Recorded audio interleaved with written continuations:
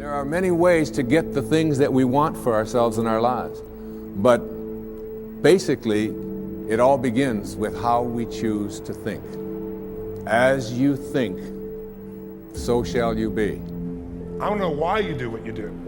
What is your motive for action? What is it that drives you in your life today, not 10 years ago, or are you running the same pattern? Or your web? The needs, the beliefs, the emotions that are controlling you, for two reasons. So there's more of you to give. Achieve too, we all want to do it, but I mean give, because that's what's going to fill you up. And secondly, so you can appreciate, not just understand, that's intellectual, that's mind, but appreciate what's driving other people. It's the only way our world's going to change. Everyone's going to hit adversity. Everyone's going to hit adversity. It's how you deal with that adversity. And the key word is you, not letting somebody else deal with that adversity. You have to deal with that adversity. And how you deal with it. Are you going to fight through it, or are you going to curl up and just roll over into the corner? It's going to pretty much determine how the rest of your development from a mental standpoint is going to carry you. You cannot win the war against the world if you can't win the war against your own mind. But it first starts with a sound, right? There's this sound that I hear, and that sound moves me, all right? That sound moves me. So this was a sound that I heard years ago. And there are times in my life where I just stop and I play this sound because it does something for me internally. It moves me. Write that down. Very first thing that needs to happen to you every single day is you need to be moved. You need to be moved. Whatever it is that you can do literally to incite it. Listen to me very closely. When I say find something that moves you, what most of you do wrong is you're waiting for something to move you. Instead of creating the thing every day that moves you. And the reason why I say find something that moves you, because what separates humans is our effort. There's some of us, we give 70% to what we do. Some of us 80%, some of us 90%, some of us 100%, some of us 120%. And so when you move and you are moved, it allows you to operate at a whole different level. We kind of have this idea that while you're free as a child, and then that you have a certain delightful, wonderful, positive freedom as a child, and then that's given up as you approach adulthood. But the truth of the matter is that you have a lot of potential as a child, but none of that is capable of manifesting itself as freedom before you become disciplined. And discipline is a matter of the imposition of order, and the order is necessary, especially for people who are hopeless and nihilistic. And lots of people are hopeless and nihilistic. Way more people than you think. And part of that is because no one's ever really encouraged them. And so the book is in part a matter of encouragement. It's like, lay a disciplinary structure on yourself, get the chaos in check, and then you can move towards a state that's freer, because it's discipline first. Like, look, if you're going to become a concert pianist, there's going to be several thousand hours of extraordinarily disciplined practice. That's the imposition of order on your potential, let's say. But what comes out of that is a much grander freedom. And so in virtually every freedom that you have in life that's true freedom is purchased at the price of discipline. At some point, you got to start winning. You can't always look for other people to help you. Other people got their own problems. They got their own shit they got to deal with. They're trying to achieve their own goals. They are willing to assist, but after a while, if you constantly looking for assistance, constantly looking for help, it's on you. Your failure and your success is on you.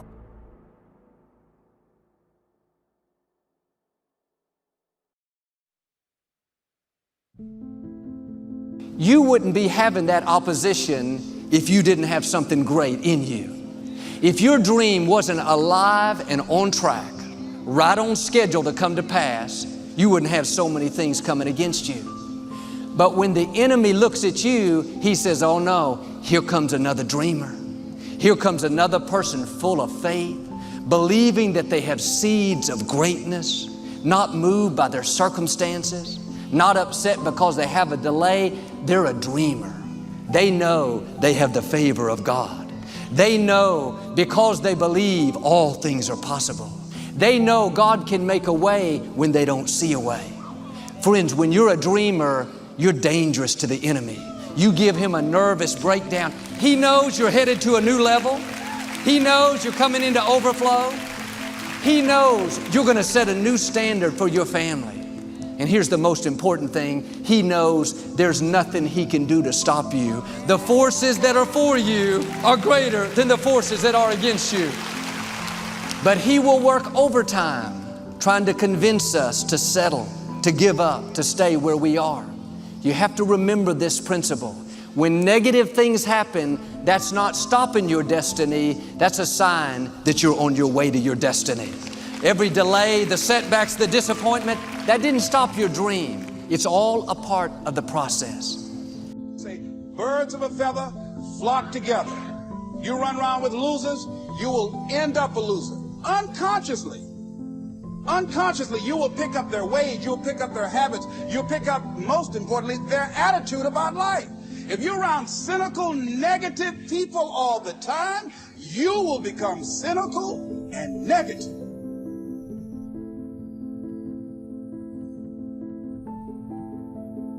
So you got to watch yourself. Many of us are living out the lives of other people, living out their conclusions, living out of their consciousness.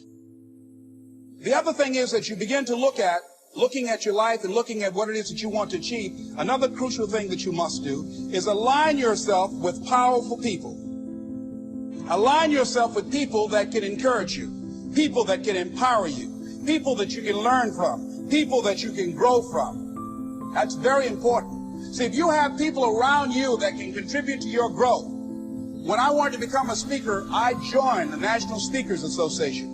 I wanted to be around the Dr. Norman Vincent Peales, the Zig Ziglars, the Dwayne Dyers.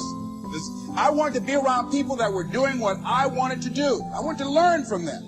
And you want to do that too. You want to align yourself with people who think like you, people who dream like you, people who want more out of life, people that are stretching and searching and seeking some higher ground in life, as opposed to the majority of people. Somebody said, always strive to get on top in life because it's the bottom that's overcrowded.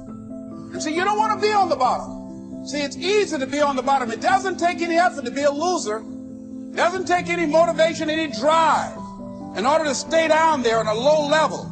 But it calls on everything in you, ladies and gentlemen. You have to harness your will to say, I'm going to challenge myself. Sometimes I have to pull myself out of bed and say, come on, Les. Things I know I should do, I don't do. Things I shouldn't do, I do. I found that the biggest enemy you have to deal with is yourself. There's an old African proverb that says, if there's no enemy within, the enemy outside can do us no harm. I need to practice. Remember, before the day comes, you got to practice. You cannot be standing at the free throw line playing professional basketball in the 7th game of the NBA championship and to hope right then you're going to be practicing. Practice is too late. Larry Bird used to, the great basketball player, he used to shoot, 1,000 free throws, 8 in the morning. My friend Don Ravine trains a lot of the pro basketball players. LeBron James, he trains Durant, Kobe, Chris Paul. And he says these guys are up when everybody else is sleeping, they're practicing. So everything you want is gonna entail a good bit of practice. So many people come up to me and say, Gary, it's so hard.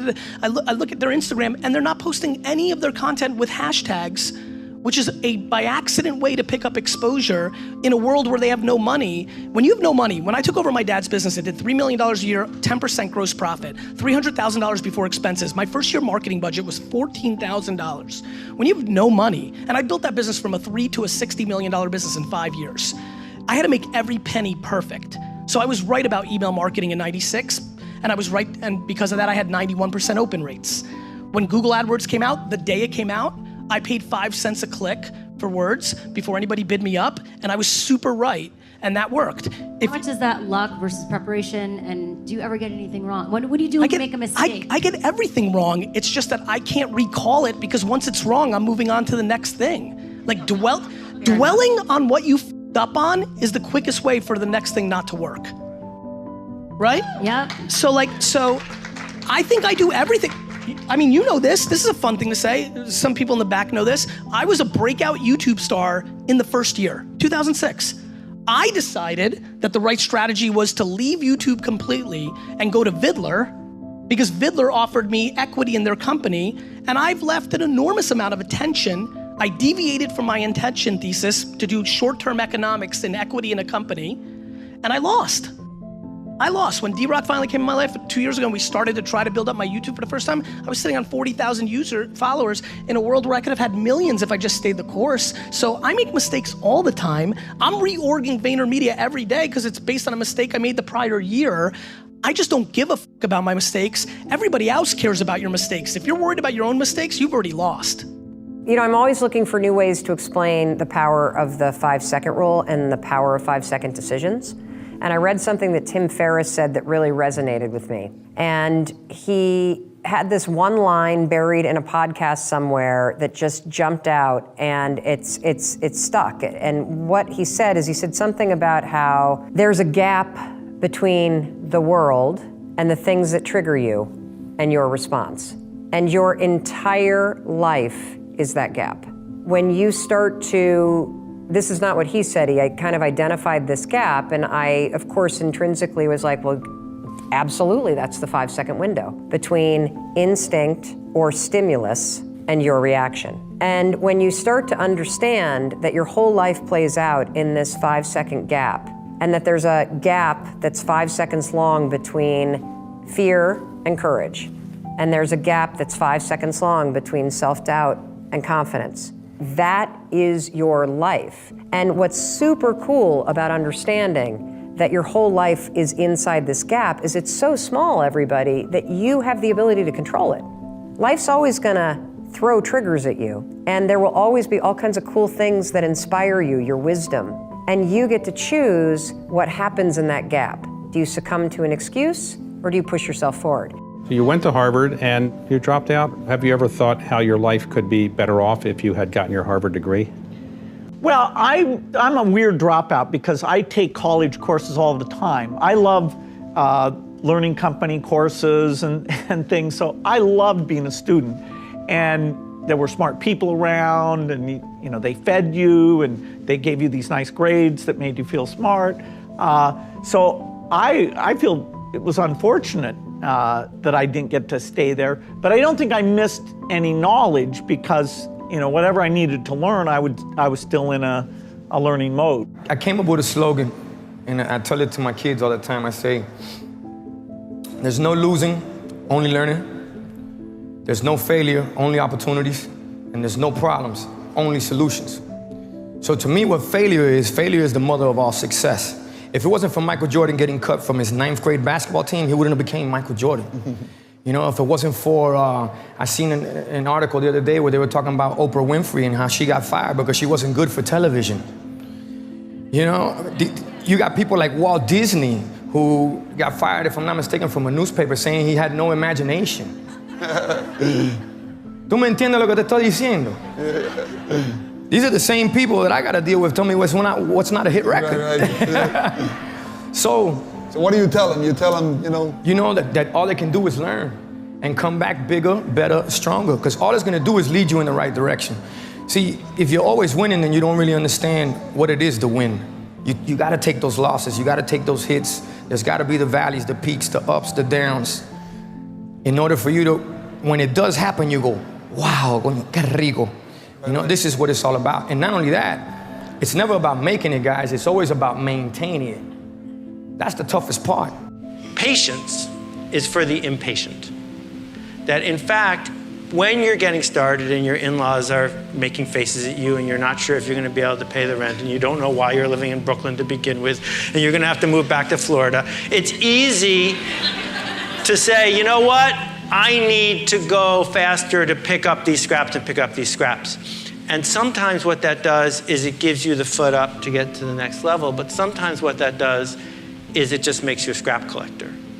And that one of the things that we see when we look at the work of people who have put really big ideas into the world, who have built online platforms, right, is that they got there by being patiently impatient or impatiently patient, whichever way you want to juxtapose it. That if you look around at the blogs you read or the people you respect online or the organizations you want to work with, the myth of the overnight success is just that, a myth. That, you know, the much vaunted Twitter was a failure, a complete failure for 2 years. Nobody used it. And if they took the mindset of, well, if it doesn't work in 2 weeks, we got to go do something else, you never would have heard of it.